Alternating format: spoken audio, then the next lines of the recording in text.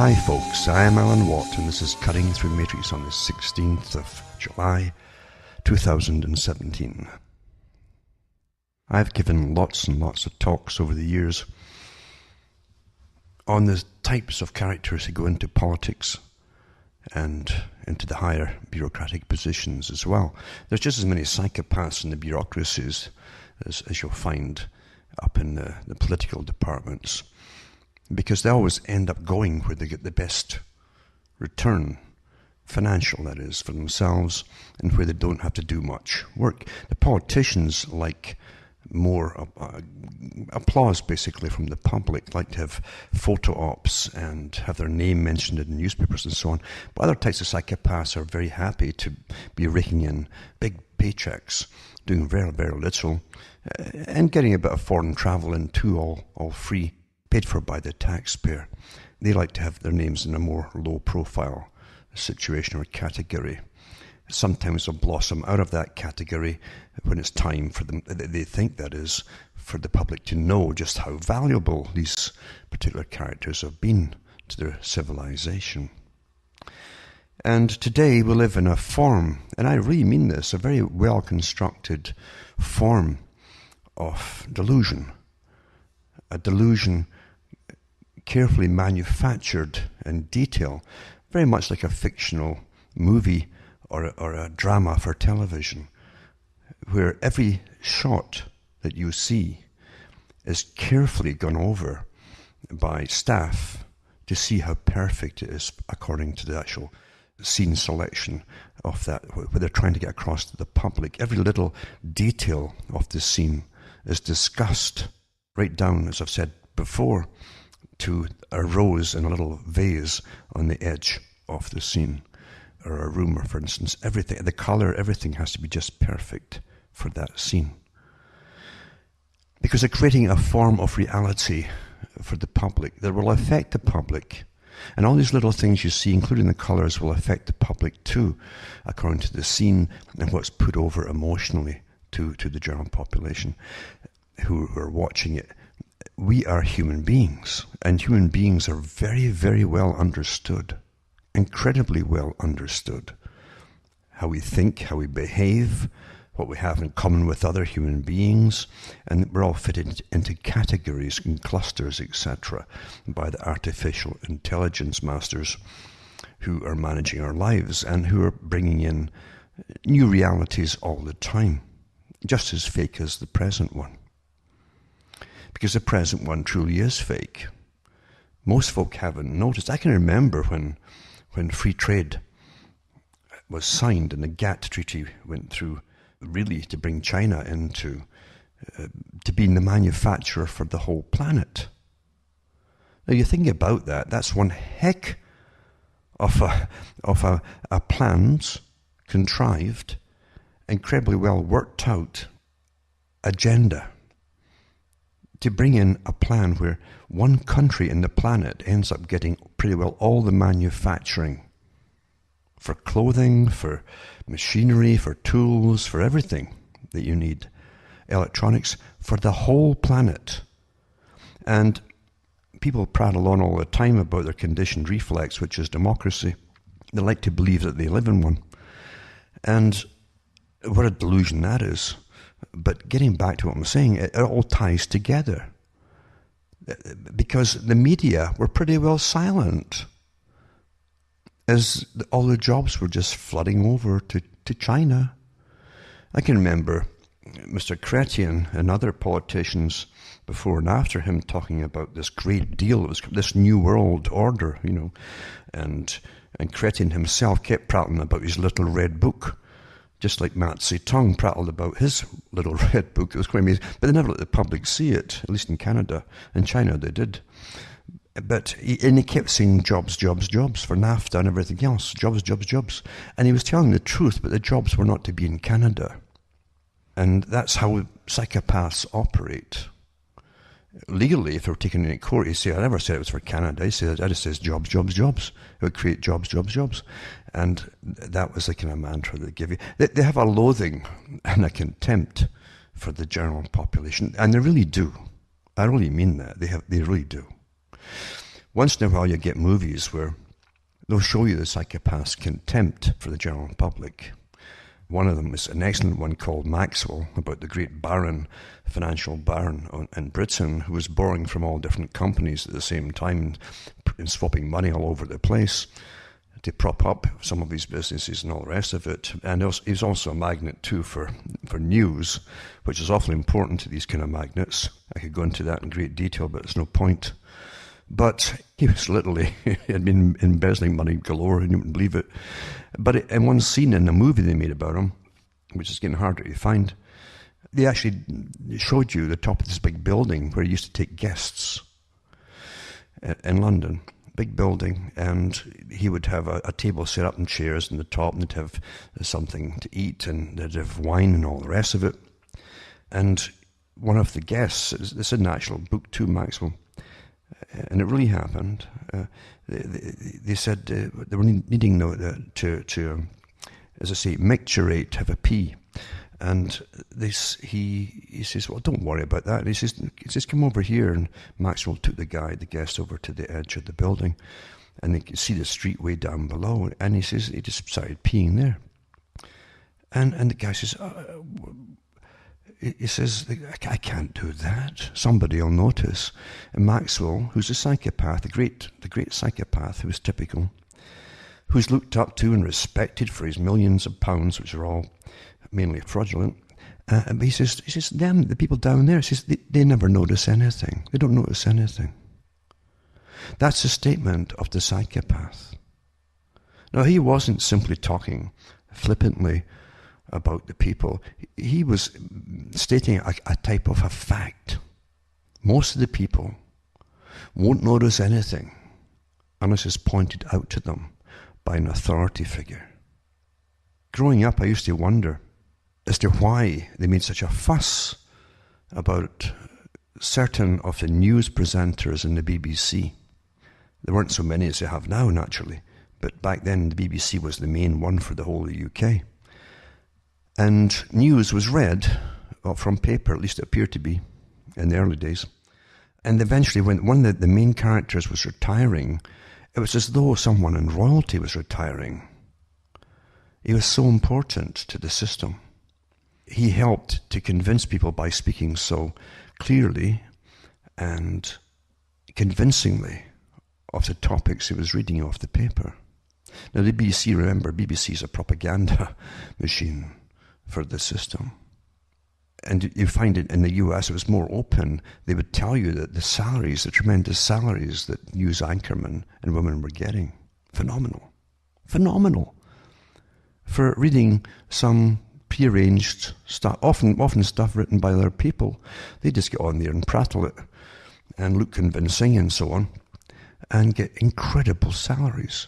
And it was because the longer they were there on the stations, and mainline stations, mainstream, and the biggies, the more people would trust them. And a lot of people would grow up watching them and hearing their voice, and it would never dawn on them this person was lying to them. That had to be awfully convincing. You grew up with them like an uncle or a granddad or something. And they would keep them in big salaries and tremendous healthcare packages. Even when they're ready to fall off the chairs with age, they keep them going because it's so important to the system. And the system, as Mr. Maxwell knew, is all to do with chronology. It's all a big magic act. Now, I'd read so many of the various articles and books and so on over a lifespan, basically, of non-governmental organizations from some of the big players in this system that we're creating of managing society for a new world, a new system. Remember that they actually put the world in different categories of existence and civilization. That's how they present history to you. And they'll give you the agricultural age after the hunter-gatherer and all that kind of stuff, and agricultural, and the peasant communities and the feudal systems running them, and all this kind of stuff. all the way up to the present stage, which is supposed to be, I mean, they haven't told you you're post-industrial, but you are. They teach it. They've been teaching it for many, many years in universities to the next crop of world managers who are going to manage you. But it's important to keep you thinking in your own lifetime, doesn't matter what generation you're in, that it's not changing that much. They won't change it that much from what you're used to. At least if they do, you won't know it, because they put a good show that it's just the same system. And if you've noticed, what you're looking at today is definitely not the same system that it was, even prior to what happened in 9/11, 2001. That was almost, and it was in a sense, it was the kick-off to implement a whole new system, and even pushing further and further into more deindustrialization. Now, Britain was way ahead, for instance, of deindustrializing this whole industry base back in the 60s, and definitely speeding up through the 70s into the 80s. And the agenda was not to tell the public that this was the planned course for the whole of the UK. Deindustrialization of all in industry pretty well. And amalgamation into a European Parliament. They kept that all quiet and lied to the people when they would bring that up once in a blue moon. Because that's how you're managed. You're not managed by telling the truth.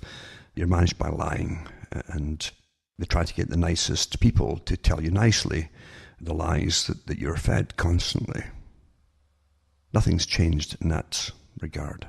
Now, you'll see that the system we're in today is a completely different system than it was, say, in the 80s, the 1980s, or the 1990s even. Vastly different system. The next part of the big plan of herd management, and that's what they call it openly today, herd management, is really underway. And they're brought on board, as the big managers said they would do, the Council on Foreign Relations, Royal Institute for International Affairs.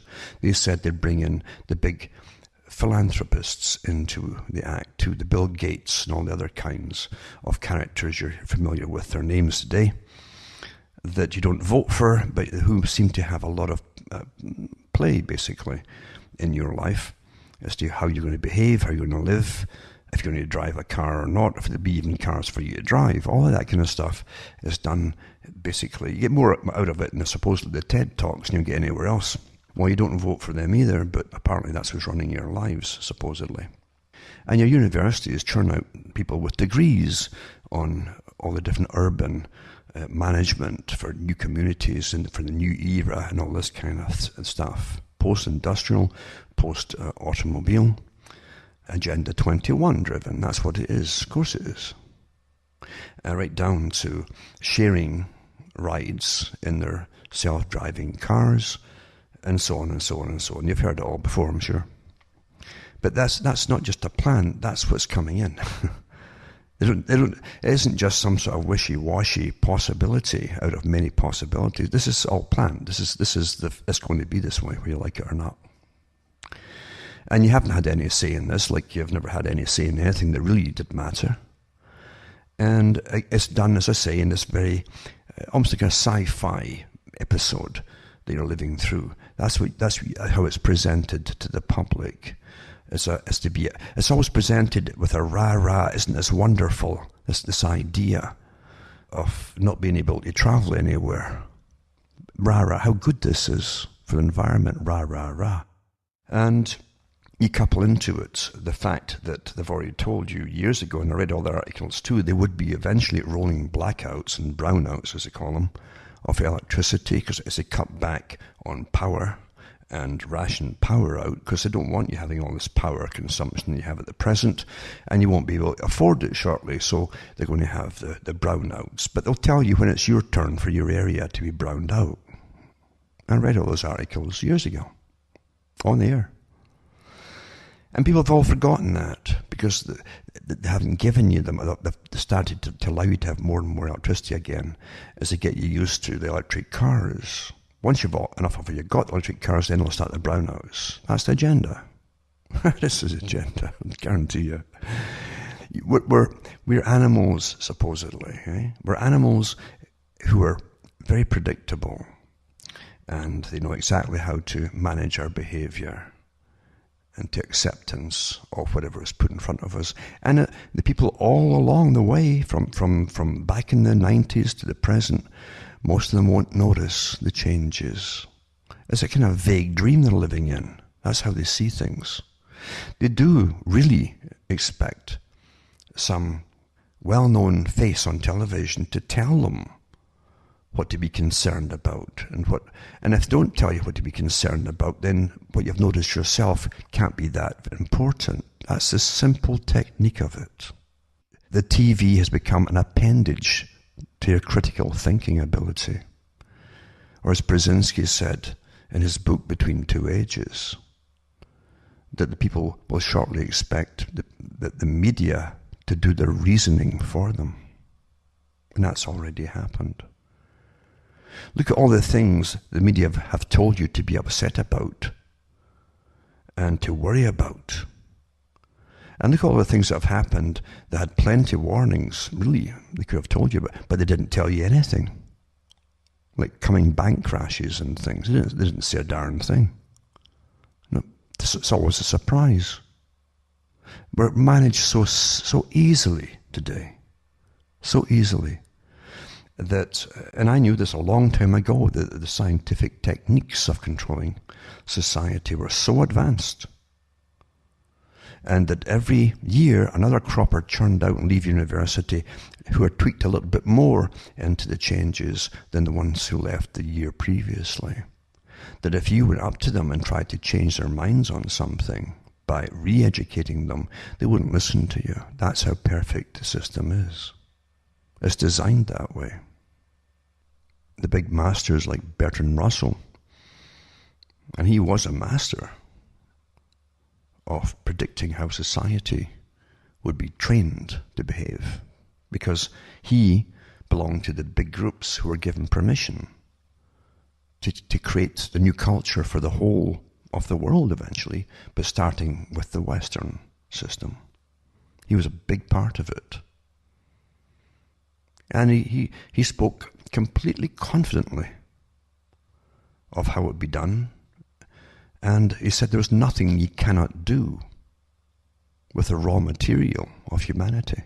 There's nothing. Mainly because the raw material of humanity are never told what's been deliberately done to them. And it's true, they do expect authority figures to tell them or warn them.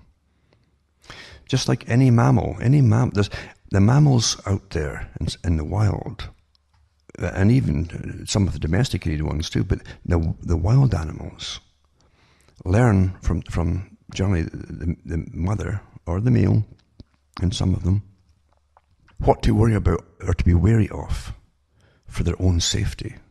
If they're not taught that those young animals will go right up to a predator and get eaten. It's much the same with humans.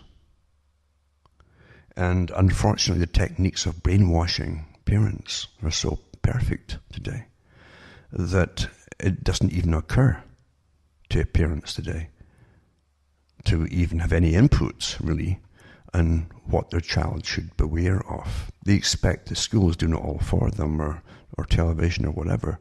In fact, they've been trained to an extent to stay out of the lives of the children they raise.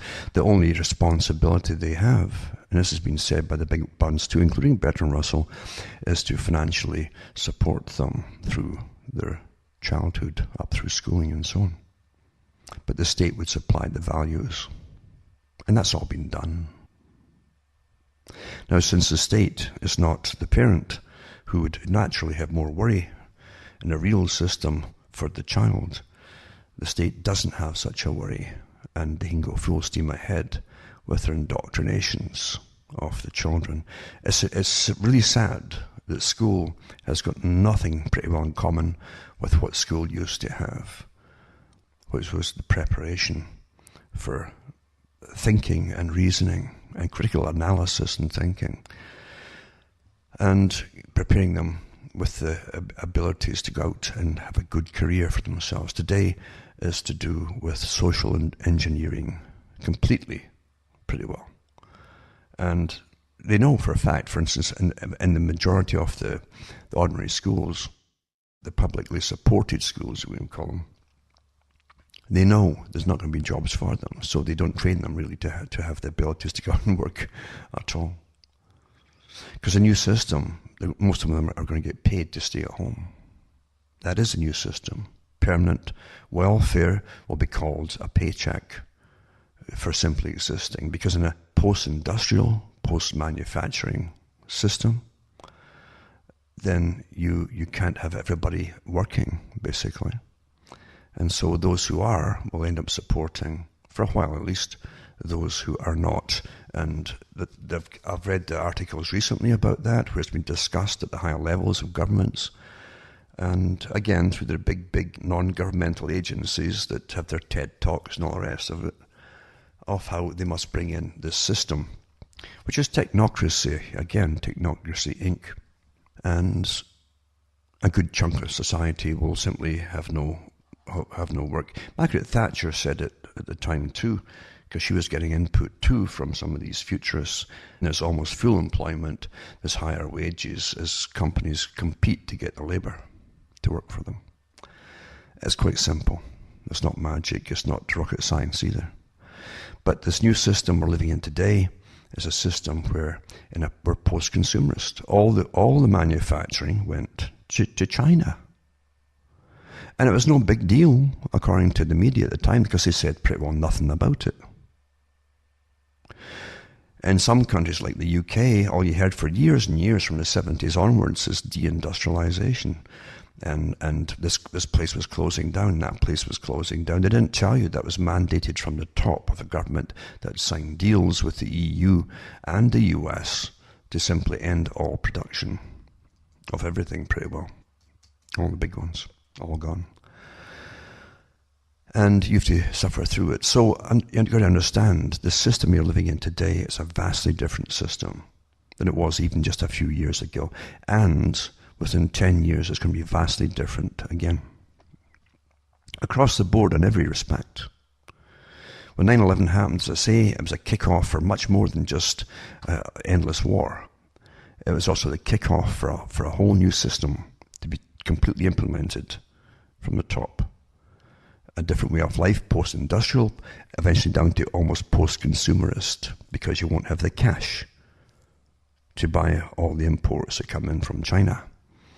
Because they're bringing you into austerity. See how it all fits together? Austerity, post-consumerism, post-industrialism, etc., etc. All comes together. Post-driver world, where you can't drive anymore. Initially, you'll be allowed to drive little electric cars if you can rent them or something for a day. But eventually, they'll phase them out too, because they don't want you traveling around outside your designated zone. I also read sections out of Brave New World from Aldous Huxley, written in the 1930s, remember? And also George Orwell's 1984. And remember that both those men knew each other very well, and they corresponded with each other for years, going back and forth about how this new system would be brought into being, and would there be any problems about it, where George Orwell would use the kind of military type dominance and police state dominance system to bring it in, whereas Aldous Huxley thought they could bring it in using mass psychology, behaviorism, all the things that are getting used on the public today, and do it painlessly to an extent, and even give them soma and various other kind of drugs to keep them happy, content, etc. And what you've got really is the Brave New World with a touch and always the threat of using the 1984 totalitarian tyranny type of system if you don't go along with it, that the threat of it all. And remember too that in 1984 there was a massive bureaucracy running the people's lives above them, and right down to whole departments that just churned out fictional novels and pornographic novels and even music, just churning it out for the masses, the proles. And that's pretty well how it's all done today. Has been for a long time, actually. Unfortunately, we really don't get news today. It truly is fake news, but it's been fake news for many years. Because you might be told little bits and pieces, not the whole truth about any particular thing, but bits and pieces of news, of things which are more irrelevant or after the facts of, and so on. But never anything to really help people make their minds up for themselves.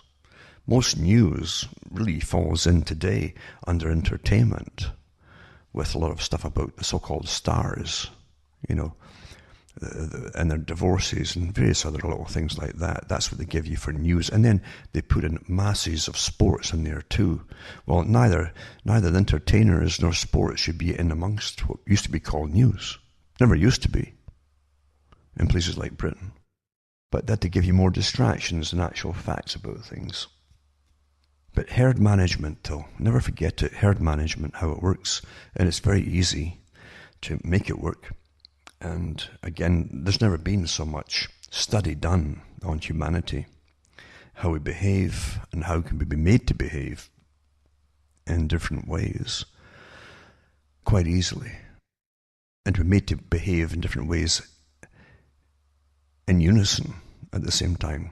Standardized opinion, standardized everything. That's the key to managing the masses, standardization. And you can ask people across the board about simple topics, simple things, and they'll all give you the same answers of their brainwashing, all coming from basically television. About global warming, oh yeah, it's everywhere, my God, there's nothing left at the South Pole. And rubbish like that. But they'll all give you the same answers. Because why would the media, or what appears to be the media, television, lie to them? You must create a naive population to dominate them totally. Make them incredibly naive. But again, people are born that way, remember, to be naive, to trust, be fine with a dozen people in a tribe. And you would elect a tribal leader.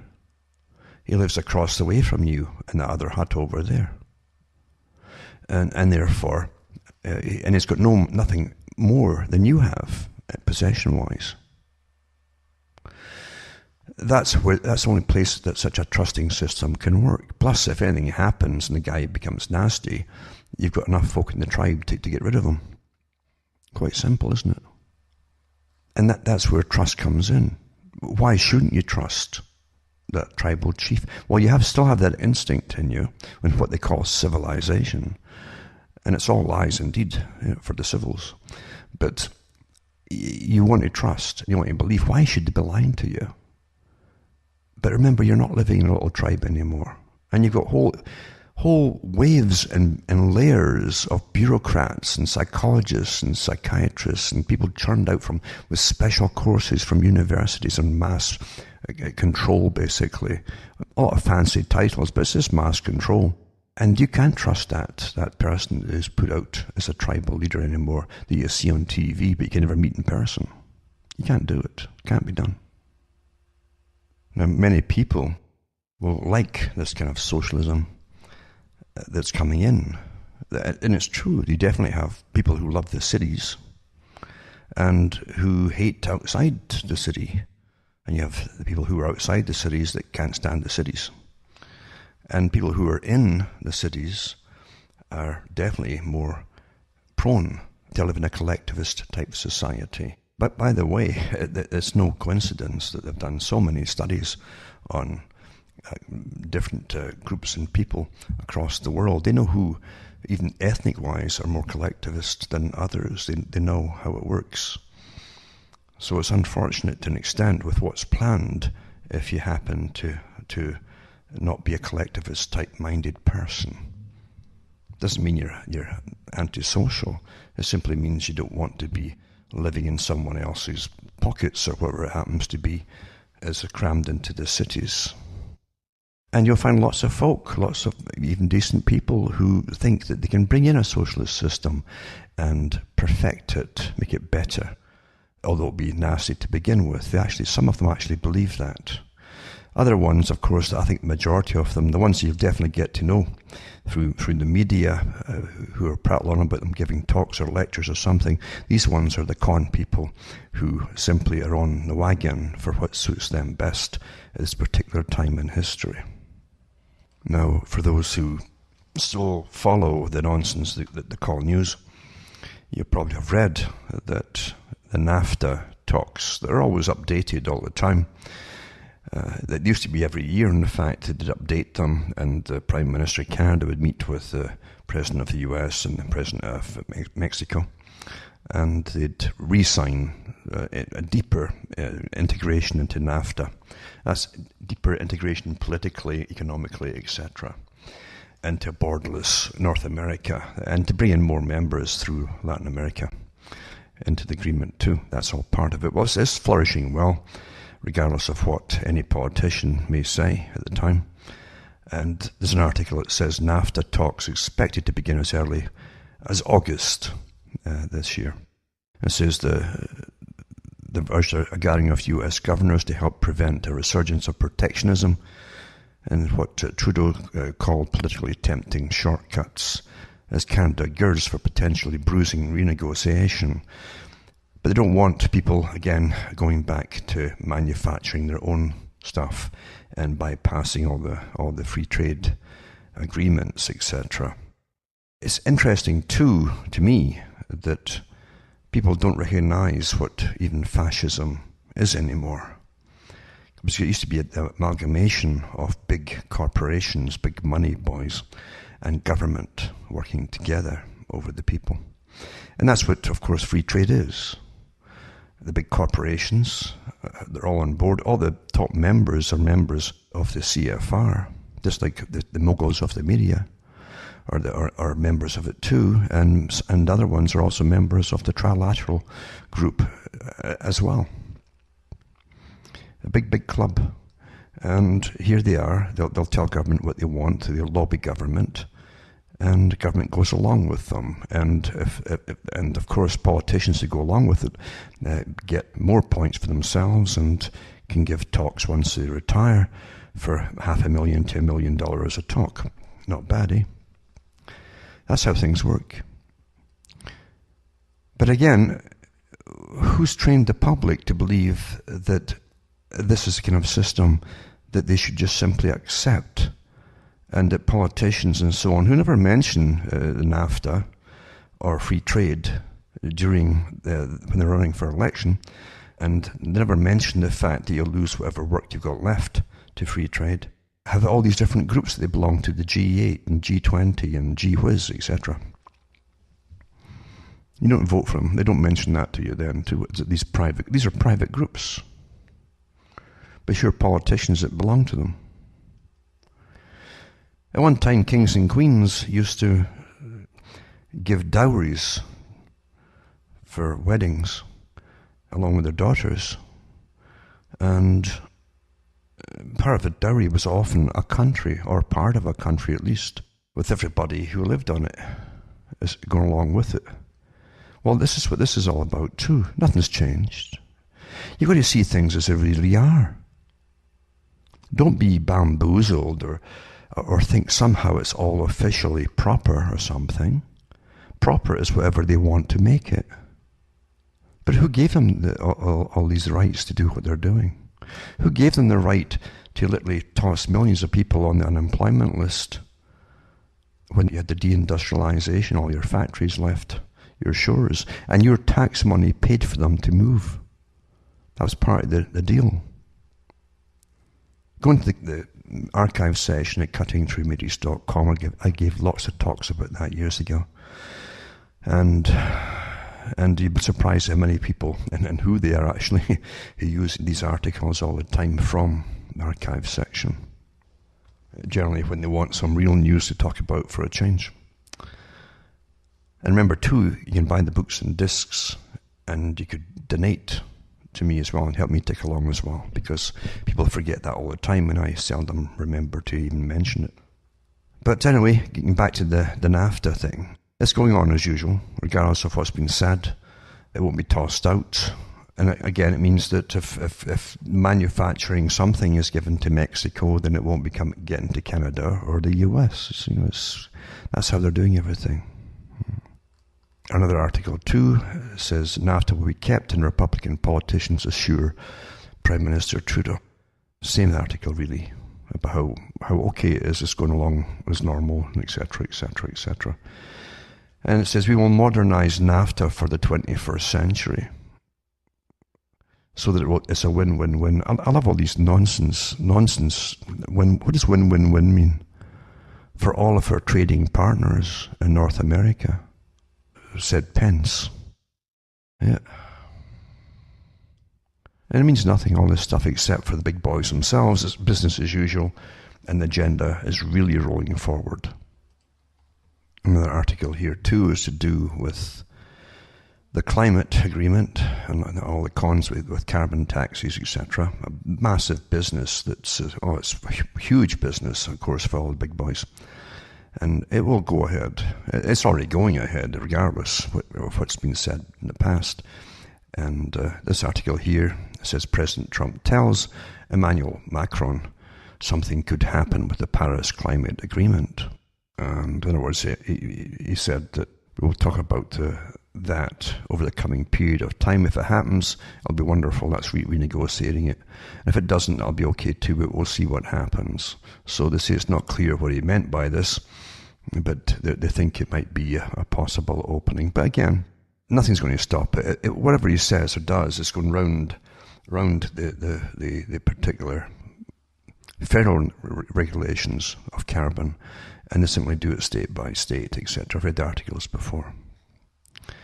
And then you have this article here. I mean, there's so many things that you could shoot holes in. But again, it's the same with every politician. I don't expect anything different from Trump. And it's all the neocons around him, etc. And everybody knows that it's war as usual. But it says ever more official lies from the US government. Now, this is Paul Craig Roberts, who was in government during his time, but he also is far left. He's very far left, unfortunately, and I can understand how folk can't see through either side of things. It's called wisdom, basically, that normally grows with age. But it says the false reality constructed for Americans parallels perfectly the false reality constructed by Big Brother in George Orwell's dystopian novel 1984. It's a good article, certainly, but it says consider the constant morphing of the Muslim threat. Now, this is to relate to 1984. The Muslim threat from Al-Qaeda, which goes into the Taliban, to Al-Nusra, to ISIS. It keeps morphing, you see, to ISIS, to Daesh, with a jump to Russia. All of a sudden, 16 years of Middle East wars against terrorists and dictators have become a matter of standing up to Russia, the country most threatened by Muslim terrorism, and the country most capable of wiping the US and its vassal empire off the face of the earth. Domestically, Americans are assured that thanks to the Federal Reserve's policy of quantitative easing, this is amazing, quantitative easing, as they call it, inflation, that is, flooding the financial markets with newly printed money that has driven up the price of stocks and bonds, America has enjoyed an economic recovery since June of 2009, which must be one of the longest recoveries in history, despite the absence of growth in median real family incomes, despite the growth in real retail sales, despite the falling labour force participation rate, despite the lack of high value added, high productivity, high wage jobs. In other words, it's all nonsense. It's all nonsense, this recovery. But the whole rigging of the economic system today is a complete fiction. Deliberately created to be a fiction, by the way. Because it's telling you, what recovery? All they do is churning out dollars. The real purchasing power of the currency is getting devalued all the time in every country these days, because that's the system we live in. It's all fake money. Anyway, it says the recovery is more than a mystery. It's a miracle. It exists only on fake newspaper. According to CNN, an unreliable source for sure, Jennifer Tischler, President and CEO of the Center for Financial Services Innovation, reports about half of Americans report that their living expenses are equal to or exceed their incomes. Among those aged 18 to 25 burdened by student loans, 54% say their debts are equal to or exceed their incomes. This means that half the US population has zero discretionary income. So what is driving the recovery? Nothing. For half or more of the US population, there is no discretionary income there with which to drive the economy. The older part of the population has no discretionary income either. For a decade, there has been essentially zero interest on the savings of the elderly. And if you believe John Williams of shadowstats.com, it says the real interest rates have been zero and even negative as inflation is measured in a way designed to prevent Social Security cost of living adjustments. In other words, the American economy has been living on the shrinkage of the savings and living standards of its population. Then he goes through the job statistics, and again, that's the greatest con of all the statistics. Every party that gets in uses, and every country uses the same cons with statistics. Last Friday's unemployment report is just another lie from the government that says that the unemployment rate is 4.4%. And that the June employment increased by 222,000 jobs. A rosy picture. But as I've just demonstrated, there are no fundamentals to support it. It's just another US government lie, like Saddam Hussein's weapons of mass destruction, or Assad's use of chemical weapons against his own people, or Russia's invasion of Ukraine, and so forth and so on. The rosy unemployment picture is totally contrived. The unemployment rate is 4.4% because discouraged workers who have not searched for a job in the past 4 weeks are not counted as unemployed. And it says the BLS has a second measure of unemployment known as the U6, which is seldom reported by the Press-Institute financial media. According to this official measure, the US unemployment rate is about double the reported rate. Why? The U6 rate counts discouraged workers who have been discouraged for less than 1 year. It goes on and on and on about the con game with statistics. And how again, and it's true enough, people with any savings at all have had no interest back basically for years now. In the US, Canada and elsewhere. And that's the system though. It's just, we're living today really in amazing fiction, as I said at the beginning of the talk. Everything around us is a fiction. And all these professionals, believe in the fiction, believe. It's like a religion. But they are using techniques that they understand work in religion, by the way. That's true. And then you have Syria ceasefire, US and Russia negotiate deal for southwest region of the country. They're going to divvy it up to an extent.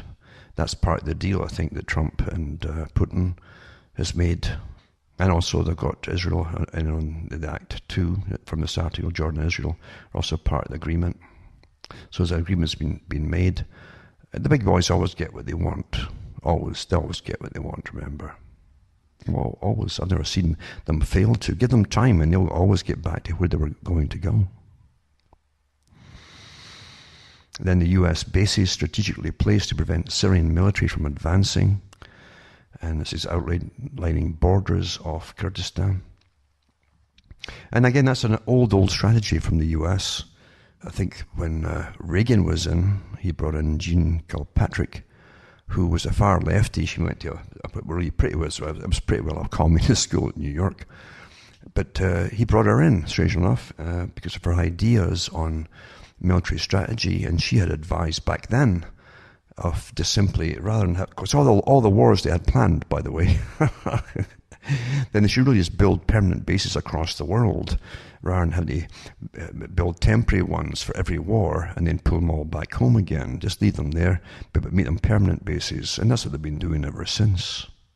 That's far-ranging thought, isn't it, into the future for all these characters. But it's also presented to you as very spontaneous. We just had to go to war with so-and-so. Anyway, it says US bases strategically placed. it's just again, more detailed account of what's happening in Syria, with more bases, up to 8 or 9 actually, according to some resources, bases of America in Syria proper itself at the moment. Quite something, eh? But we do live in a fiction. Most folk don't care, mind you, and you've been trained not to care. You've been trained to stay out of all real things that matter and just let the professionals deal with it all. That's how you've been raised. It's been rather effective, hasn't it? And again, it's almost like it's all unreal. Anything outside your little living area, never mind your country, everything's kind of unreal to you, especially when it's mixed with so much fiction because you absorb so much fiction all the time. It's like a different world, different reality. And therefore it works very well. Because the big boys said a long time ago they'd have to train the public not to be involved in the decisions that your governing class are making. And then you see the other things that Donald Trump has tried to do, such as supposedly cutting back on extended families coming in to the US without, before they get really drastically checked out, etc. And then it being bypassed by Supreme Court judges. And these are safe decisions by Trump, because they know darn well the High Court judges are always going to veto it down. And so he can play to the crowd to an extent, knowing nothing will happen about it. And then you find too that, as I said, that there's more to the deals in Syria too, that there's a lot of financial things involved in this right now too. I'll add a couple of articles about US strengthening presence in northern Syria, and one from Israel too. The ceasefire in southern Syria went into effect Sunday, and seems that all sides involved in the fighting are taking care to ensure it stays in place. And some more interesting information in there too, in more detail. But then you go into a couple of articles here about a new Iran commission to oversee total gas deal that the West are involved in too. And it says, Iran is forming a government commission to oversee its deal with France's Total, that's the name of the company, to develop the South Pars gas field, the first major Western energy investment in the Islamic Republic since the lifting of sanctions last year. And it will include representatives from the judiciary, the head of Parliament's Energy Commission, and of its Planning and Budget Commission. And the South Pars project will cost up to $5 billion, including an initial stage of around $2 billion, and its production is expected to start within 40 months, the oil ministry said this month. The Total will be the project's operator with a 50.1% stake. Chinese state-owned oil and gas company CNPC will hold 30% shares. National Iranian Oil Company subsidiary Petropars will have 19.9%. Production capacity is seen at 2 billion cubic feet per day, or 400,000 barrels of oil equivalent per day, including condensate, Total said in a statement this month. And the gas will supply the Iranian domestic market starting in 2021.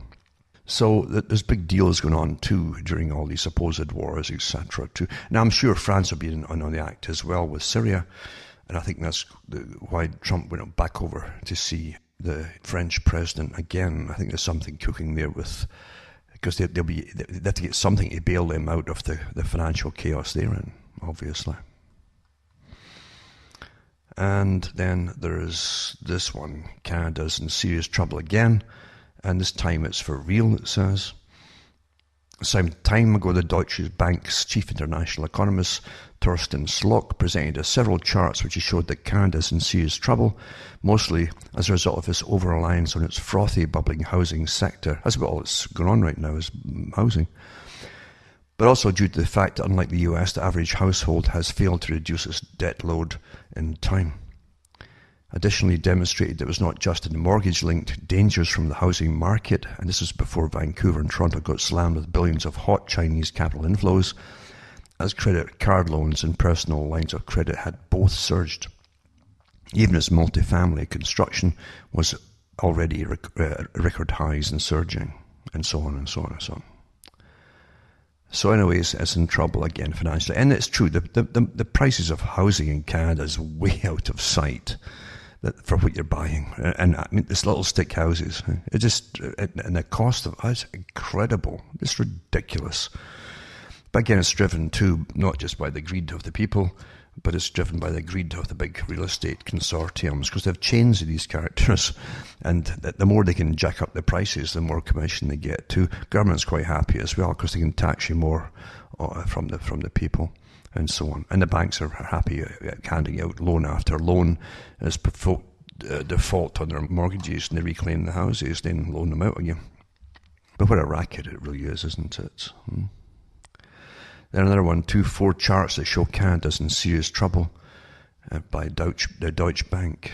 With a few exceptions, prices have only risen since then. Fast forward to Slock's most recent report, and The Economist is still majorly concerned about Canadians, the real estate market, and how much debt we are collectively taking on. It really, if you saw the prices of these stick houses in Canada, you'd see what planet are they really on here? And then we find too that Australia, for instance, now has this article, From Polygamy to the Age of Consent, Sydney University's elite law school teaching students how elements of Sharia law could be integrated into Australia's legal system. And then they go on to basically pushing for, they always do push, it's true, to have their laws accepted, etc. And they have no real restriction on arranged marriages for children, for the age of the children, or anything like that at all. I don't think anybody cares these days about anything. They're so people are so corrupted in their morality, etc. And corruption is the normal today, so it's not called corrupted or contaminated. I mean, the old Soviet system always said it best, actually, that those who had believed their propaganda were therefore contaminated.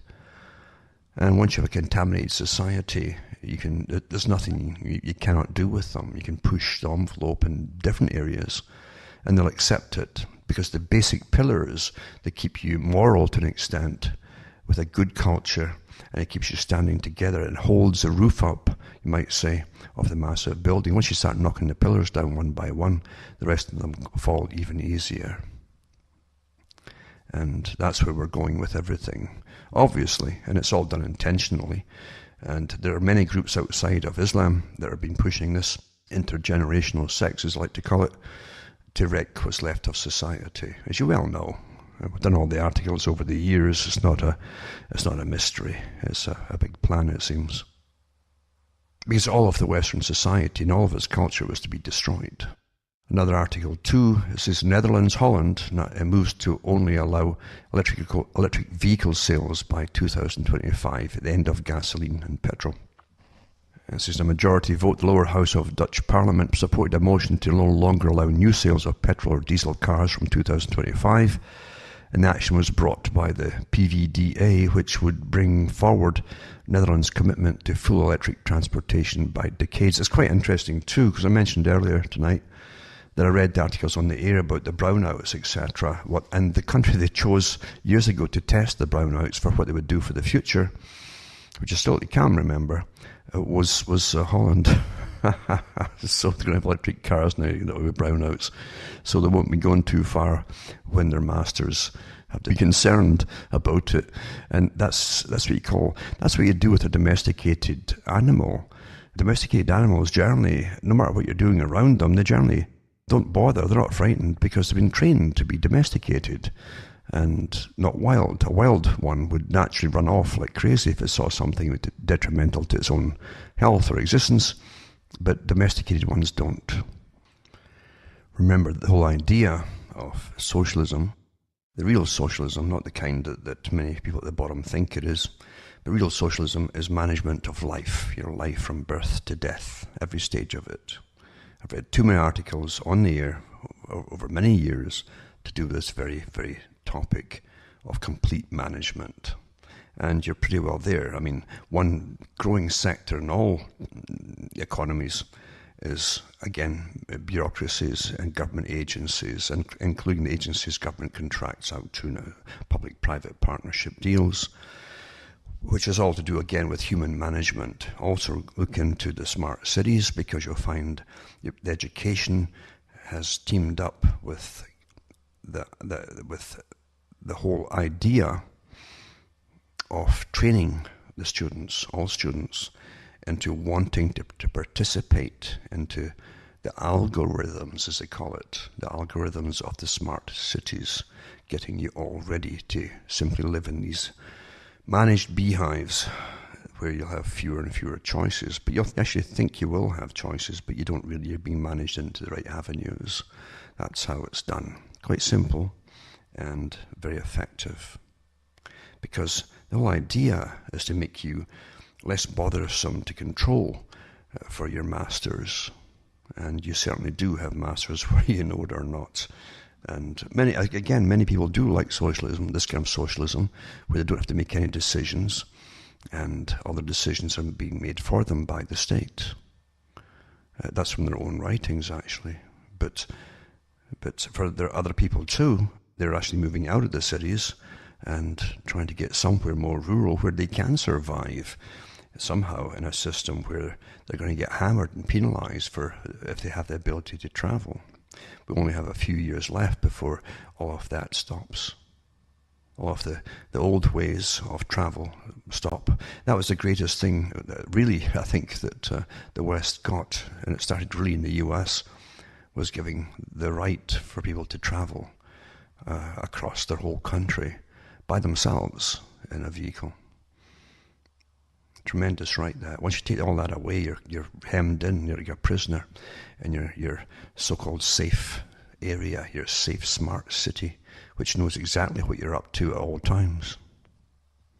And lots of folk again will be trained. Well, that's good. If anything happens to me, the chips on that wall, the side of that wall there, in the Internet of Things, will notice that I'm sick, and they'll grab me and take me to hospital. Yada yada yada yada.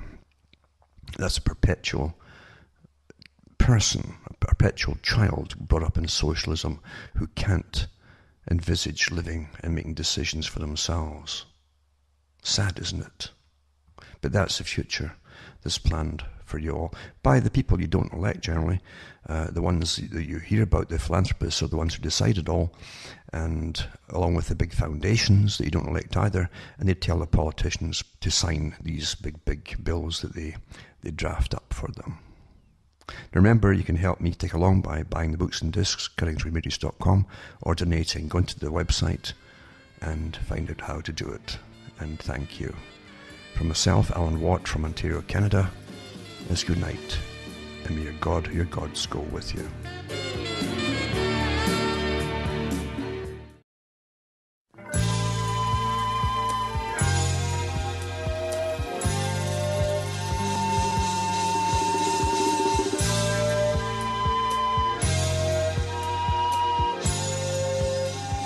Hi folks, I'm Alan Watt, and this is Cutting Through the Matrix on the 23rd of July 2017. I wonder how many people out there feel the big change is coming on. It's like a wave is receding. All that was old, even a good chunk of your life, in fact, is just almost passing away, and a chapter's been opened, and you're at the beginning of the actual opening of it too, when the next part of the agenda, all planned meticulously to the smallest detail, is being pushed forward. And it's tangible. I can feel it. I wonder how many people out there can actually feel it too. And I've given talks before about how nothing happens in the world system without massive planning, organization to make it all happen, including the training of the public who will live through the big changes that are always to come.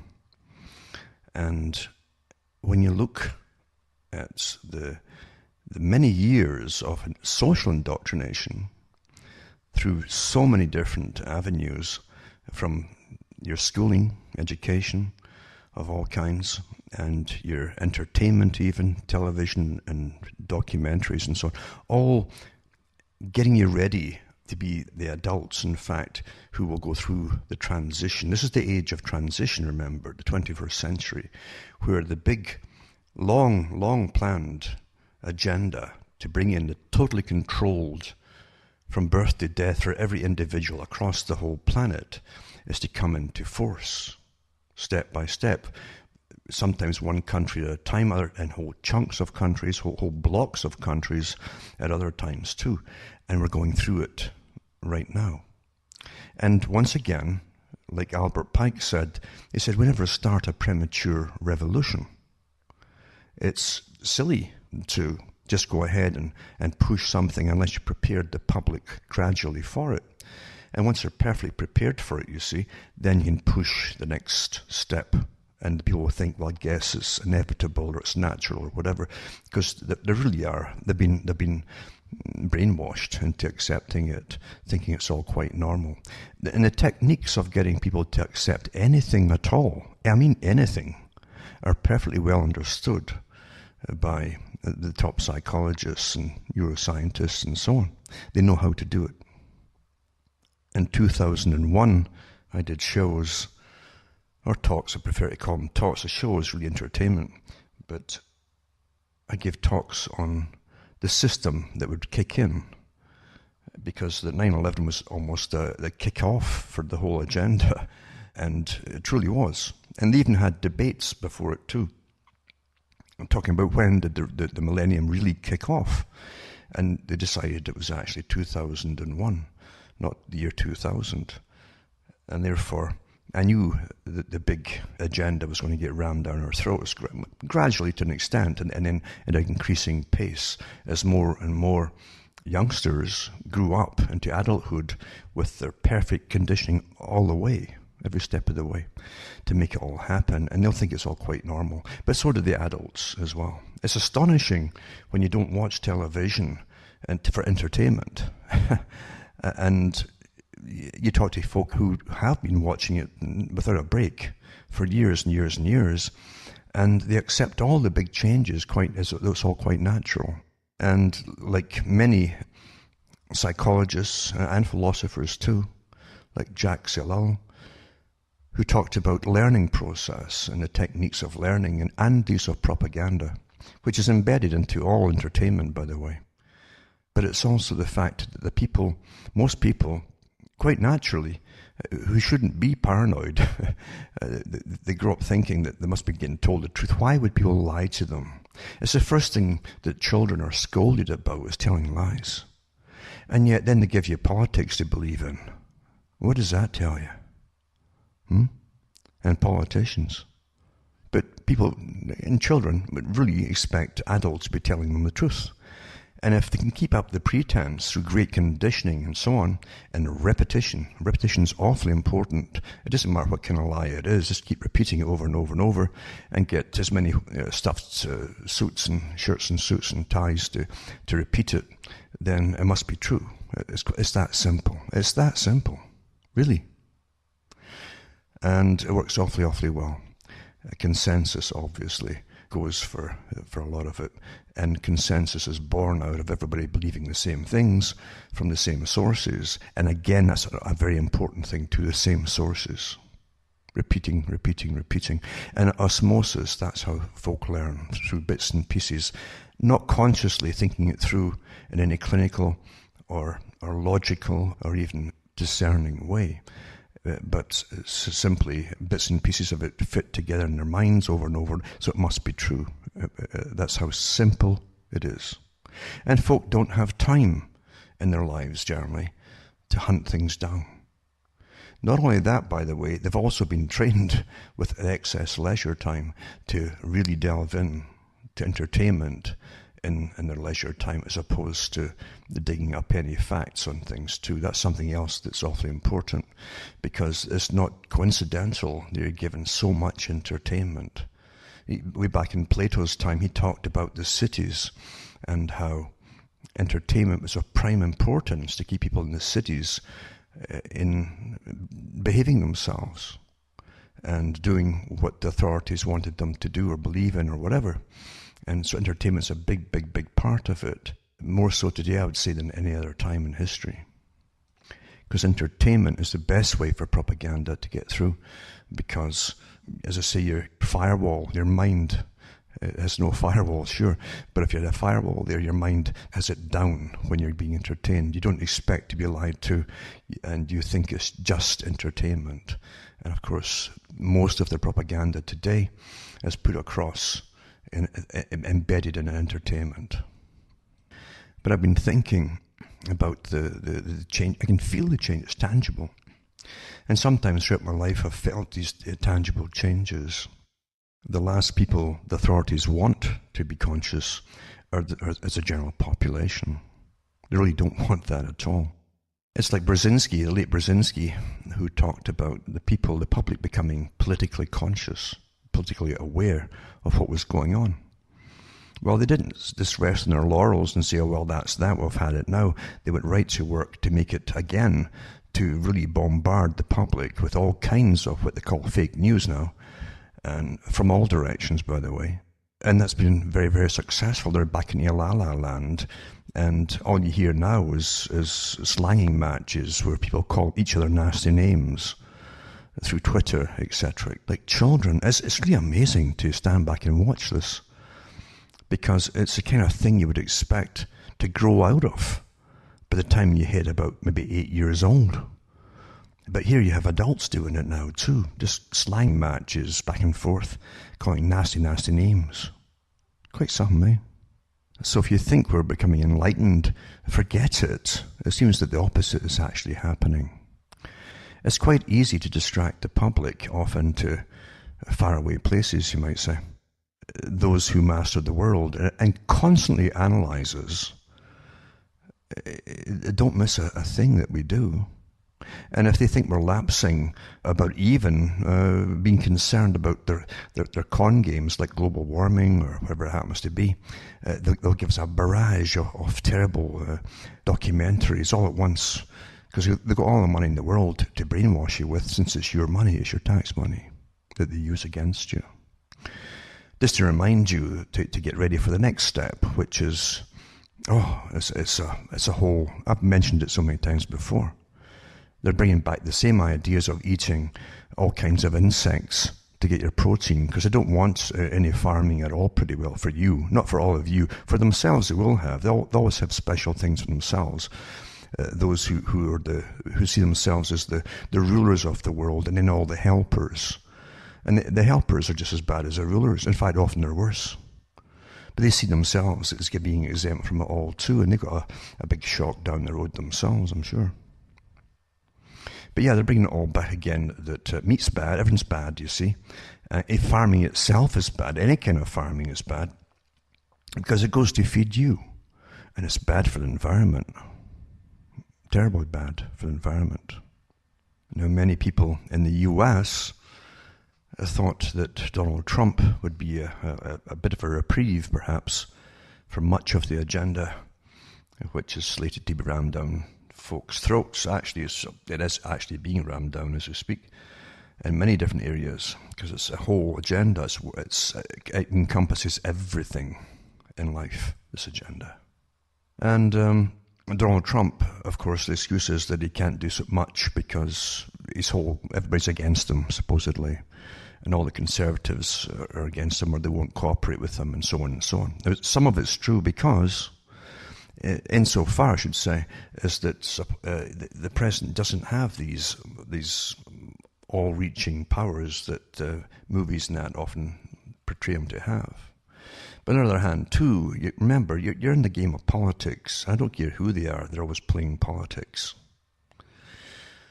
And with the NAFTA deal going to be cancelled, it's not being cancelled at all. It's again up for renegotiation, and I'll touch on that tonight. And now the NAFTA deal, North American Free Trade Agreement, remember, came out of the initial free trade agreement. That before that, then the NAFTA was to cement it even further with Canada, the US, and Mexico, and then to start bringing in other countries in Latin America, and then to form a complete continental bloc, just like the European Union. That was the intention of it all, with a centralized parliamentary system. I even gave the talks, I think 2005, where they came out openly, the Council on Foreign Relations came out openly on Canadian TV and said that they were behind the whole NAFTA agreement, yada, yada, yada, and some of their own members were giving talks on television as to why we should really be giving up sovereignty and integrate just like Europe, etc., etc. That was always the plan. Remember, the one organization, starting with the old Lord Milner group in Britain, which became the Royal Institute for International Affairs, a private group, which also created the European International Affairs Group, because they own that too, created the Council on Foreign Relations Group for the Americas, and also the Pacific Rim Group as well. They set them all up from the one organization for world government a long time ago. And they've never given up on it. They don't intend to ever give up on it, and they want to get it 3 trading blocks with 3 parliaments. And they're flexible enough. If the US won't go totally for it quickly, they'll do it in a more relaxed form for them to make them believe that they still run their own country. And the Pacific Rim Group also, including China, were to manage the East, the Far East.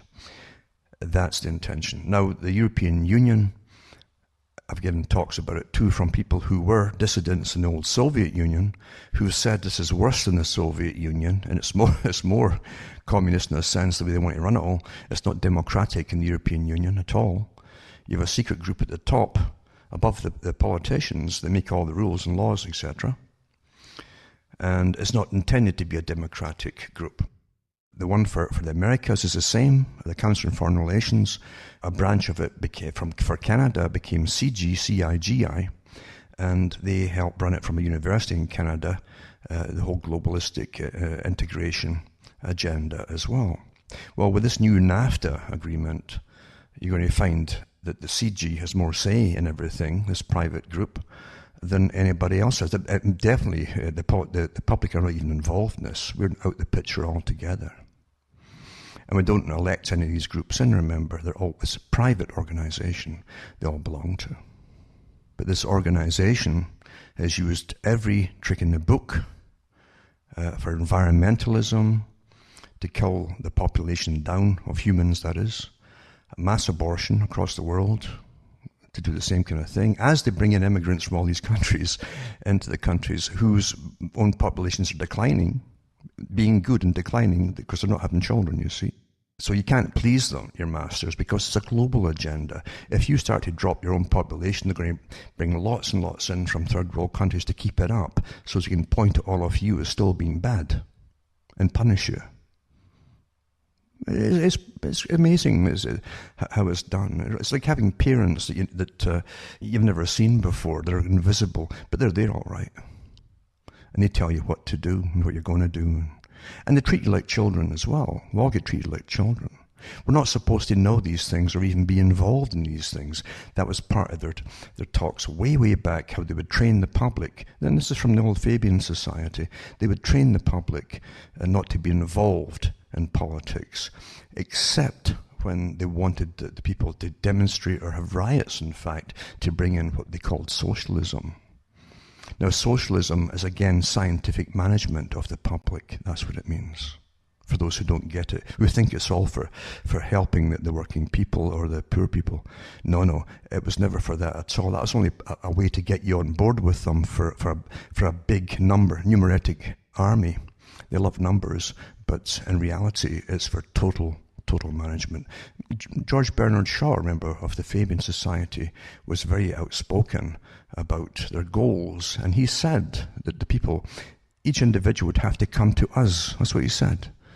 And you'd have to tell them why they should allow you to stay alive. What would you do for them? I'm not exaggerating here. And I even put the clip out of that years ago, and you actually hear him, an early audio clip of him actually saying this. And look around you today. Look at the fanaticism you're seeing out of the perfectly brainwashed, the armies of brainwashed people, many of whom are simply followers, and who are so what can you call it? They have no peace in them. There's no peace in them at all. And wherever they look, they find fault because there's something wrong inside themselves. There's a lot of damaged goods out there. And the damaged goods are always used by those who earn power. We saw that in the Bolshevik system, where they could get crowds of fanatics to go out and kill folk, slaughter for years. I don't think these people who were doing the slaughtering would be the average person that you'll know in your daily life. In turn, that's always the pattern. You see too, through departments of the United Nations and the European Union, the Parliament, working together on places like Scotland, where they've got all these great, innovative, supposedly, techniques to literally advocate child advocates and an advocate for every child by the government. And they also want to test everyone and adults for psychologically, routinely. This is an old agenda. I've read articles going back 50 years on this agenda. But here it is today. They're pushing it, where they want to test you for all your thoughts. Then they can tweak you and fix you if you have any wrong think.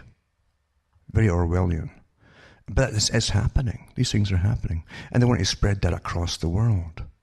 All the different things they can think of, and then you've got to tick it off and find out. And no doubt, too, they will eventually bring in their lie detection tests for everybody, these little portable units they have now, and test you. What do you think of this? What do you think of that? What do you think of this people, that those people, blah, blah, blah, etc., etc. And then tweet you off to the reconditioning camp to have your brain tweaked.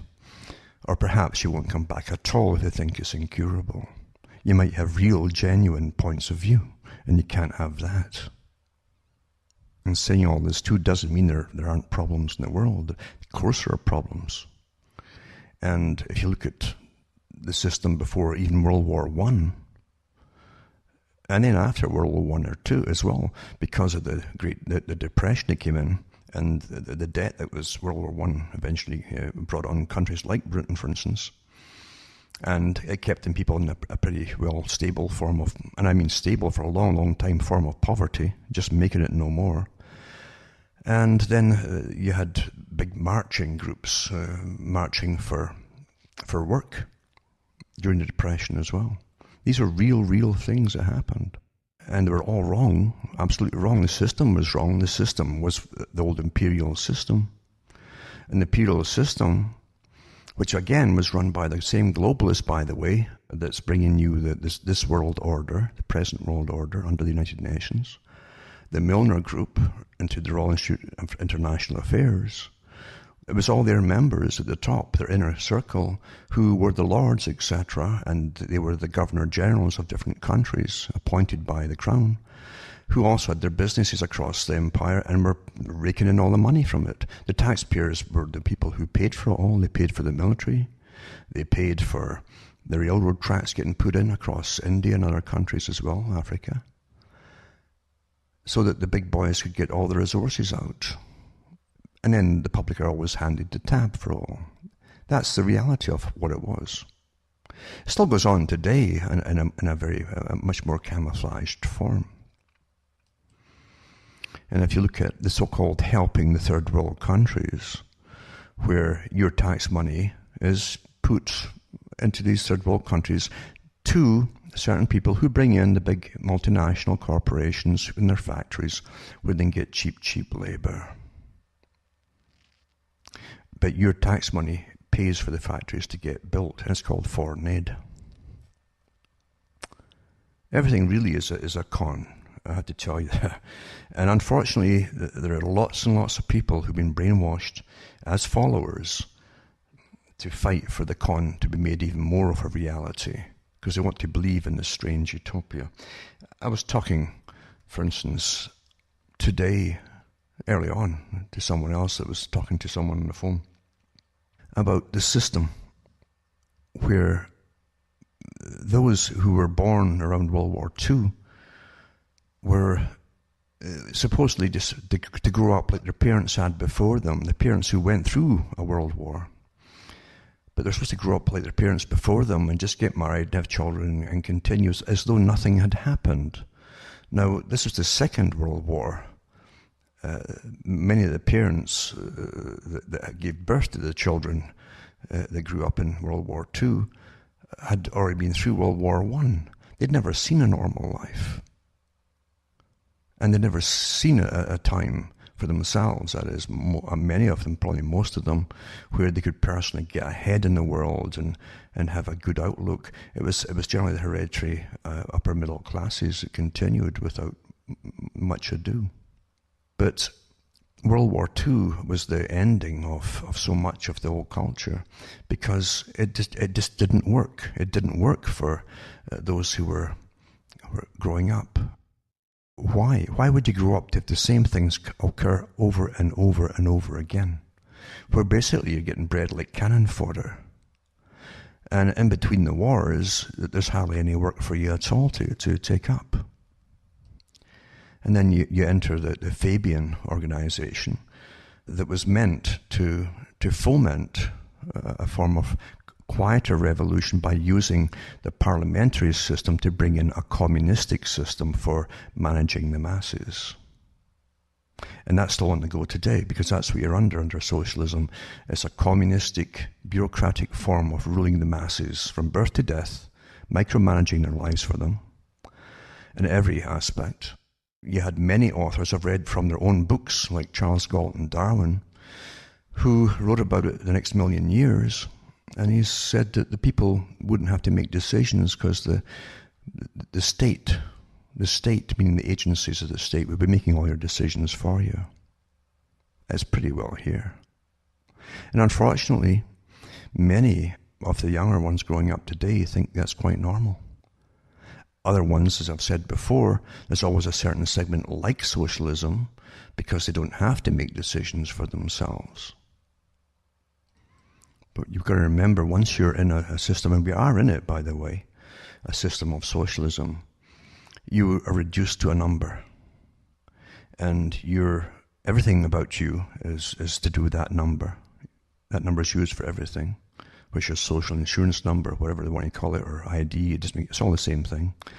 And that goes right down, and I've read the articles too from the various health authorities of different countries where they put you down according to your value to society, if you ever go into hospital, and that will decide, including your age, but also your value to society as to how much treatment they're going to give you financially, that is, regardless of the insurance they've taken off you over the years. That's how they work it out for you. You're no longer a real human being anymore as a distinct, separate person. No, you're simply that number, and there's your age, and here's your standing in society. Does society need you or not? That's what it's all about. And that's what the mass man is. That's what any system that calls you the masses or the herd and herd management, that's what they think of you. And you better understand, they really mean it when they call you the herd and herd management. And they do all use it, by the way, in your own countries. Perhaps the health authorities could give us all a vaccination to stop us being prone, giving herd immunity, give us actual herd immunity against politicians of all stripes and calibers. And perhaps against all the different NGO groups that are paid, at least their leaders are paid by the big foundations to use them as private armies to protest or to vote or whatever it happens to be. But the whole future has literally been incredibly micromanaged to the present state and beyond. And how it's to be done has all been marked out and tested and so on, and micro-tested in different places. And they know exactly how to bring us into the whole new age, as I like to call it, the new age, the true new age. It's quite interesting that they used to talk about the age of Aquarius at one time amongst the occultic groups, and you find the occultic groups were heavily involved in Masonry, Freemasonry, or even revolutionary activities as well. And well written about too, and documented in some countries more than others, such as France. Not a conspiracy theory, but fact.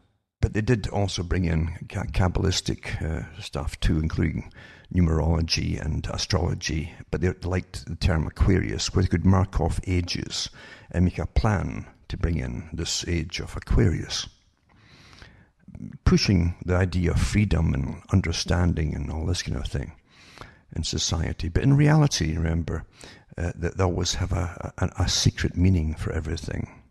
And the secret meaning is just that. It's the age of the new baptism. The baptism into the new system, where you will serve. And you're baptized, and you is meant for you to serve, remember. And you will serve the system. That'll be your purpose.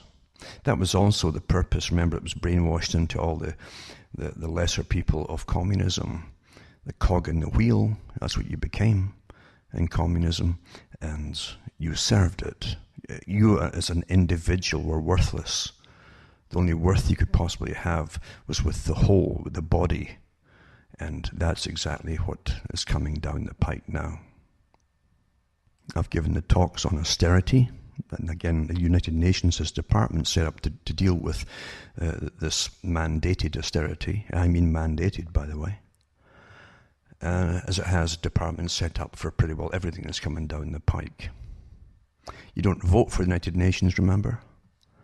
And you don't vote for all the other groups that have been formed, like the G20. These are all groups of 20, and groups of this, groups of that, groups of 7, groups of 8, and so on. This is all the round table system that was set up, the private organization, Royal Institute of International Affairs, also called Council on Foreign Relations, and various other terms.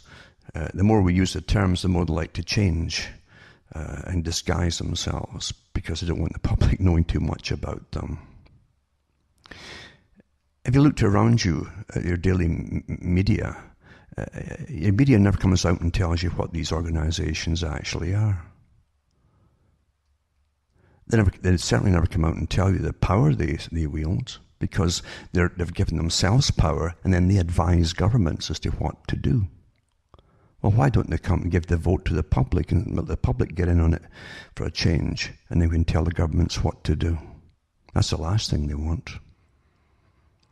The Swiss have a much better system where anything major that affects all of them has to be put to the national vote. Everybody gets to vote in it. We'd never see that in the West. Never.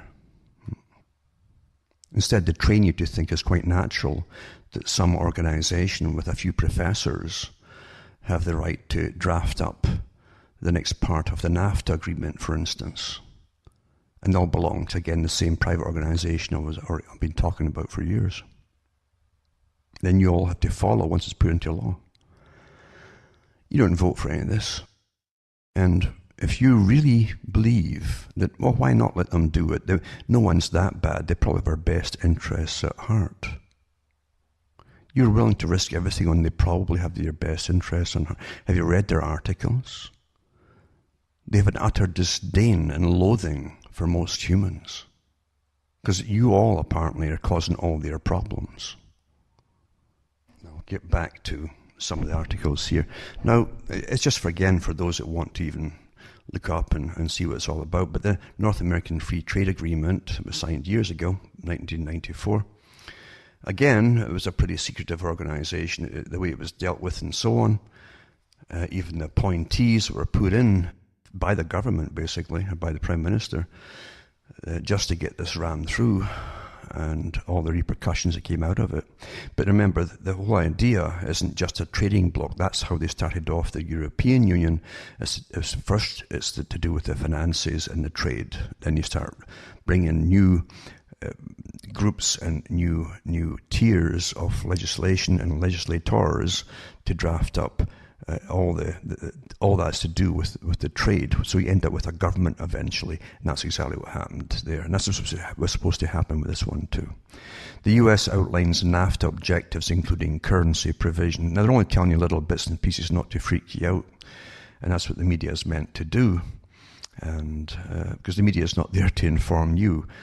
It's not just Rockefeller that thanked the media at one of the world meetings that he had when he said that for not letting the public know what their big world meetings were about. He thanked the reporters for not telling the public. Well, nothing's changed. Anyway, it says in a much anticipated document sent to lawmakers ahead of talks expected next month. They call it, it's done by Sherpas, they call it. So it's sent to lawmakers ahead of talks expected next month. The U.S. Trade Representative Robert Lighthizer said the Trump administration aimed to reduce the U.S. trade deficit by improving access for U.S. goods exported to Canada and Mexico, the two countries in NAFTA, besides the United States. Again, this is very, very, very superficial, this article here. It says a 17-page summary of negotiations for NAFTA offers a glimpse into what Trump administration trade agenda could look like. Until now, President Donald Trump's agenda has been shaped by campaign rhetoric and tweets. It sounds like children, and tweets. It really does, doesn't it? Birds tweet. Have you ever wondered why they call it tweeting? Do you pay any regards to the birds tweeting, do you? They talk to you about currency manipulation by different countries propping up or reducing their currency to get more trade. And that kind of trick too. But it doesn't tell you all the rest of the things. It's awfully important. They mentioned too that the softwood lumber disputes has been going on forever. And I guess that won't ever really change very much. Then this one here, 5 key NAFTA issues bound to spark friction between Canada and the US. And that's from the Canadian Press. And it says that Canadian officials maintain that Mexico is the real target of US President Donald Trump's determination to renegotiate what he considers to be a bad deal for America. Now remember too that nothing much is going to be done here as far as I can see. This is when Canada was negotiating a bilateral free trade agreement with the US in 1988. Now it's the first one. The FTA was the free trade agreement, 1988. Then you had the NAFTA one in 1994. It sought to eliminate the use of countervailing duty, that's taxes, and anti-dumping laws, measures designed to neutralize the effect of imports deemed unfairly priced or subsidized. And Canada believes such laws were overzealously employed by the US and upheld by their course to protect American products from competition, including from Canadian softwood lumber. So the idea, remember too, that was plugged by the Royal Institute for International Affairs and the European Institute for International Affairs, which is the one for all the politicians in the European Union, but same organisation though. Every country's got these people in them. And you don't vote for the organizations they belong to. But they're making all your decisions for you. And their goal has always been a world government run by themselves, of course, at the top. The world managers, lots of academia get in the act, and various so-called social scientists, psychologists and behaviorists and all that, to manage our lives for all the masses, the unwashed masses down below. But again, they're going to give you superficial stuff here. I can remember when the NAFTA agreement was going on, the North American Free Trade Agreement, every premier for the provinces across Canada, just like the US states and their governors, had to attend every month, I think it was, all together, and they were each given a little summary for that month of the trade deals that were going on and to give them input. They're only allowed, I think, 3 minutes to read the darn thing. This is by law. Because there's so much in it they didn't want anybody to know about, including the different premiers for Canada. It's so secretive. See, the idea is eventually to do away with all sovereignty and bring not just into a North American Free Trade Agreement, but the whole of the Americas in, including the Caribbean islands outside too. That's the deal. But it's well on its way now, of course, and these little things, these little hiccups between those big corporations that own little bits of it, they're vying for a little bit more, it doesn't make any difference to the public. You're going to pay through the nose for everything now as you go into austerity anyway.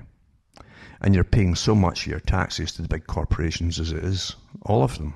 All of the big ones are on corporate welfare. Look at the electric cars that are coming in. And the taxpayers subsidizing probably a half or maybe even more of the real cost of production of these things. And it's not meant that they really take off and do well. It's to get rid of the gasoline engine, and then when they hit you with the full cost of these cars and the cost of maintaining their batteries, you won't be able to drive. It would be too cost prohibitive. That's the idea. No private vehicles in Agenda 21. That's what it says. agenda for the 21st century. You'll all be living in little community areas anyway, and in your overcrowded cities, because they don't want you in the rural areas. We've read so many of these articles over the years from the sources themselves, and they don't leave any guesses for you. There's nothing to guess at. It's just that the general public says, oh, they don't really mean it. Yep, okay. I'll put up a PDF on the NAFTA objectives as well. If anybody wants to read it, most folk don't want to read it. Now, in Canada, because Canada's the cutting edge, for those who don't understand, Canada's really the cutting edge. Lester Pearson was the head at one point, I think, the big UN fraternity, you might call it. And he, along with other people involved in Canadian government, helped draft up the Charter for the United Nations when they were setting it up after World War II. And he was with Escott Reed. I think it was James Escott Reed. But it was Escott Reed. There was a guy, Escott-Reed, from Ontario, worked with Pearson. And they worked with other communists too, by the way. And they were communists, for those who don't know that. And Escott Reed said in his own book that our goal, is world government. It's the end of nations, you see, world government. So it's not guessing. When I say things, it's not because I'm a conspiracy theorist or anything. I'm just using their own information put out by the people themselves. And these people were leaders in their field. And some of the communists that were actually in the US side were actually tried for communism. They helped set up the actual Charter of the United Nations. But we've never stopped in Canada being the avant-garde for this international socialism with its pretense of equality for everything. As they destroy everything, they say it's equalizing everything. In a sense it will be, because we'll all be equally poor. And again, that's austerity. Except for the ones who manage you, who live awfully well. They always make sure that they do. But this goes right in line with it all. And again, remember, if you go into certain aspects of philosophy, you're supposed to use logic. And logic has to be continuous. Logic can't be correct here in a train of thought and working it out with rationality and so on, but wrong here, when it's really the same situation. If it's the same situation in two different places, it must be the same logic you're using. If it's different, then it's not logic at all. It's an agenda. But anyway, remember, Canada, like many countries, has this feigns that this wonderful, we're here to help the world. We're just to help, as though they're laying down the coat over the big puddle for everybody to walk on. That's the pretense that we have here. You see. And everywhere, it's the same thing. When you don't produce very much at all, and you've got a service economy, believe you me, when you're throwing big bucks across the planet, they can't keep going on forever, because you will go into austerity, and that's where it's going to go, as your currency is constantly devalued.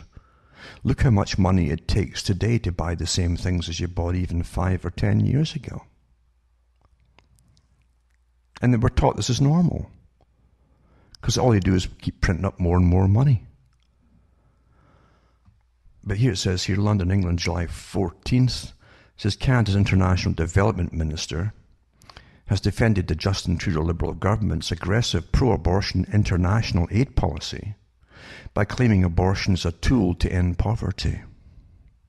And International Development Minister Marie-Claude Bibeau was responding to criticism of Canada's bishops, who have denounced the Liberals for putting sexual and reproductive rights at the core of their foreign policy.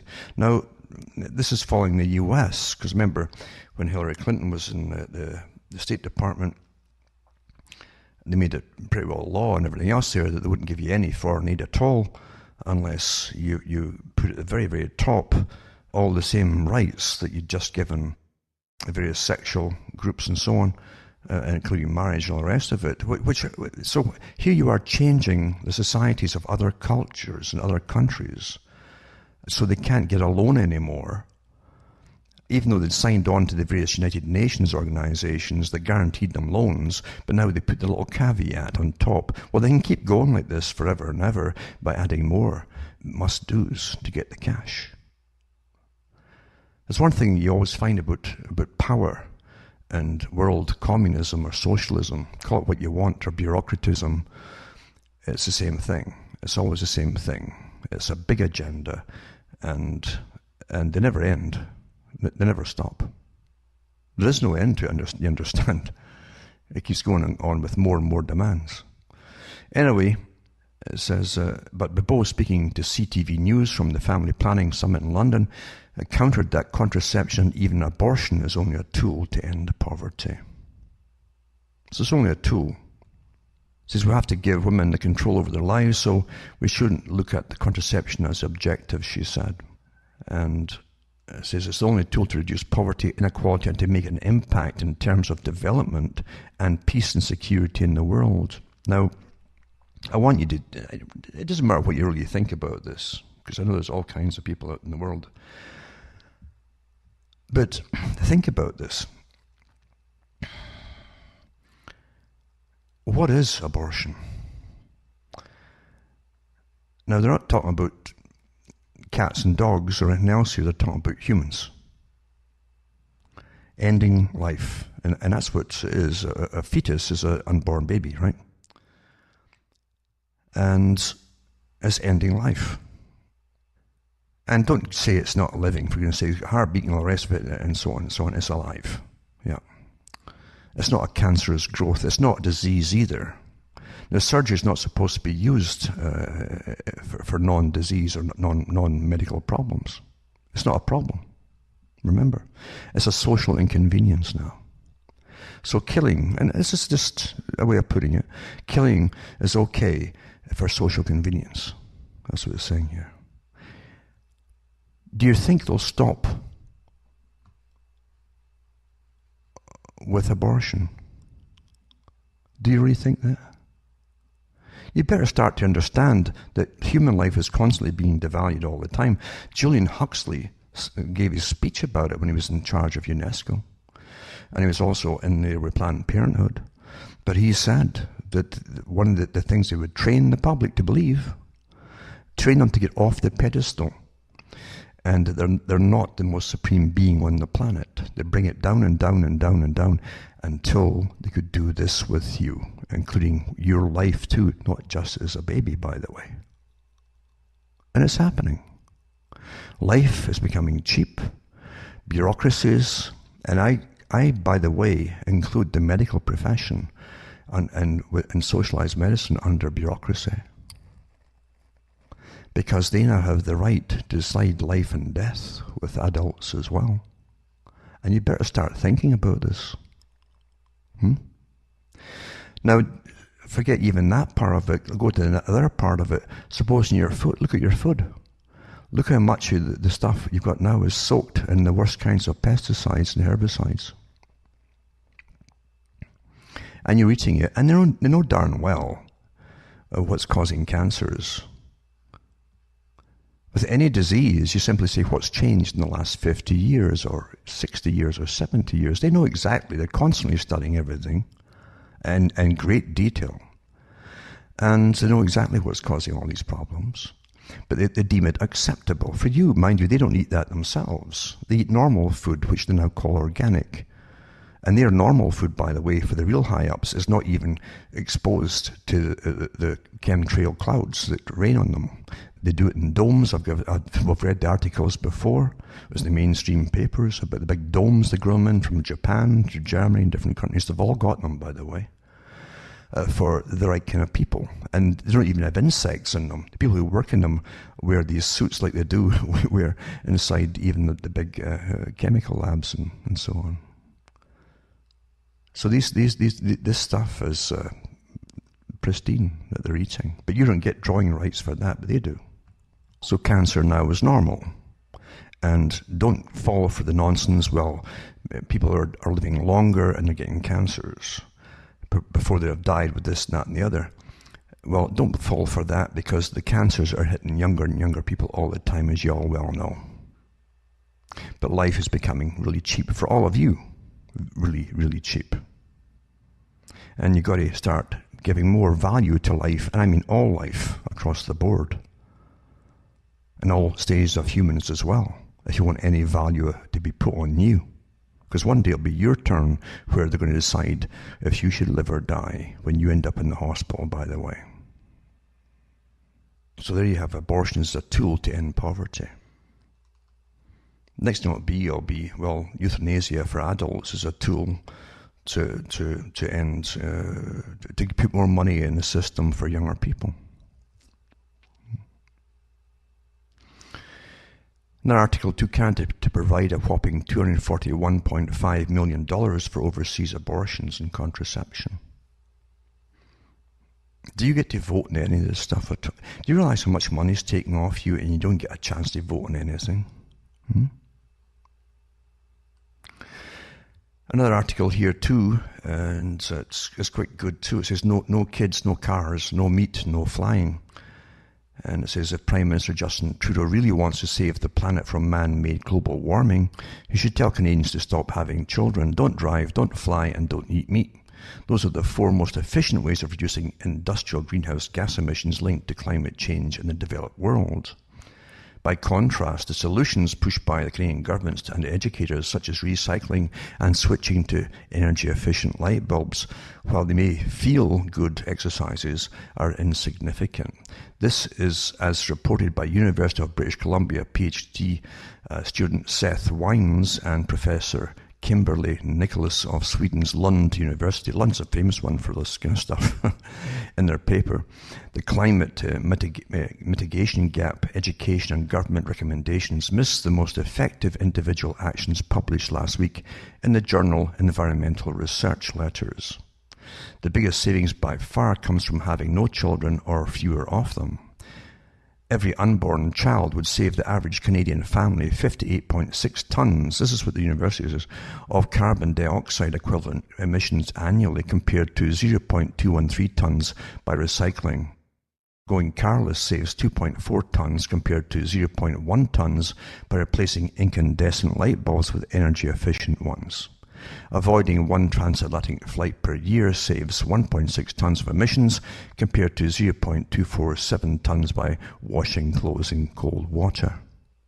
And switching to plant-based diet saves 0.8 tons of emissions compared to 0.21 tons by hanging your clothes out to dry instead of using a dryer. Despite this Wines and Nicholas report, we find that 10 high school science textbooks from Canada, covering 7 provinces with 80% of the population, largely failed to mention these actions. They account for 4% of their recommended actions, instead of focusing on incremental changes with much smaller potential emissions reductions.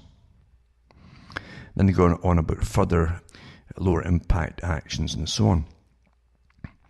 It says, thankfully, the researchers don't recommend our governments force Canadians to have smaller families, although this is a common refrain amongst radical environmentalists whose love for humanity is surpassed only by their hatred of people save for themselves, of course. And it does not say it all. Doesn't it say it all? Yeah, that's quite something, I'm telling you. And this one was this article was partly, well, it's from The Sun. But that says it all. They're great for preaching to us how we must behave and what we must do, but not for themselves. They don't plan, for instance, in reducing their driving. They have special permits for them. And when we're all banned from driving, and they'll go across the planet to meet all their global talks where they prattle to each other and have their 20-odd course meals and so on. But not for you. Not for you. No. But it's true, they really hate humanity. They hate all of you. They really hate all of you. They see you as a lower, less evolved species. And I really mean that. That's what they believe. They truly believe this stuff. And then you get the United Nations again. It says, the United Nations urges global move to meat and dairy-free diet. By the way, if you think it's just coincidence, all your biosphere, meat and so on went up big time in the last couple of years. It's not coincidence at all. It's part of the agenda. And they've just been given the go-ahead to up them all again, to get you off meat. The very wealthy can keep affording it, of course, but a lot of folk can't anymore. It says, in the face of growing threats from climate change, climate change is an excuse for everything, which is nonsense. The global community must change its dietary practices, a UN report says. Diets rich in meat and dairy are unsustainable. That's all I have to say now. It's unsustainable, as they put you all into the euthanasia booth, like one of those old Star Trek episodes. This is per the report produced by the UN Environmental Programme, that's UNEP. The report was issued some time ago, but has resurfaced as the environmental impacts of large-scale meat and dairy production become of growing concern to policymakers. Well, do you vote for any of these policymakers? No, you don't. No, you don't. And they keep on about population growth, even when the Western countries are supposedly declining in their actual real populations, they're very old populations that they've got there. They're declining, and that's the excuse they're giving for, again, massive immigration. That's the excuse because they just don't want the resident populations to be around too much longer. That's the real reason for it. So, which one is it? There's too many of you, there's not enough of you. They've never given you a happy medium, have they? Not for you. They haven't told us. And then this article here too, I'll put up, it's to do with the environmental impacts of consumption and production, for those who don't quite get it. It's also from the United Nations, again, environmental group and so on. It goes on about the whole thing of why everything you do as a human is bad. For you humans, it's bad. Not for intelligent humans, they're up there somewhere, but for you people, it's all bad. Yep. Farming's bad. Everything's bad. And another article too is to do with teaching climate change in US schools. And it goes back to even 2015, back to the present time again. But it says the struggle over what American students learn about global warming is heating up as conservative lawmakers, climate change doubters, and others attempt to push rejected or debunked theories into the classroom. But see, you must always brainwash the children who'll grow up thinking it's all quite normal that they're being persecuted so terribly by the authorities just for being alive. But they must accept it, and they will, because you can teach them to believe anything. If adults do it for children, children will think they must all be true. Why would they be lying to you? Children haven't learned about how folk could be radical fanatics for political parties and so on. They still haven't got to that yet. So they think they're being told the truth about everything. But it says here the debate arrives on teachers' doorsteps nationwide as thousands are being mailed the book Why Scientists Disagree About Global Warming from a Chicago area advocacy group called the Heartland Institute that challenges the assertion that there is consensus about human-caused climate crisis. In a following up statement, the Institute's president said science instructors should keep an open mind and shouldn't teach dogma pushed by some environmental activist groups. Everything they get taught in school now is dogma by one group or another that all want them to be radicalized in a whole range of areas. And that's the scary part about schooling. It's got almost nothing to do with helping you survive in life anymore. And also, the United Nations News Center, 20th of June 2017, education leaders from around the world convened today at the United Nations to discuss ways to advance action on Sustainable Development Global 4, which aims to ensure inclusive and quality education for all and promote lifelong learning. It's for total indoctrination for all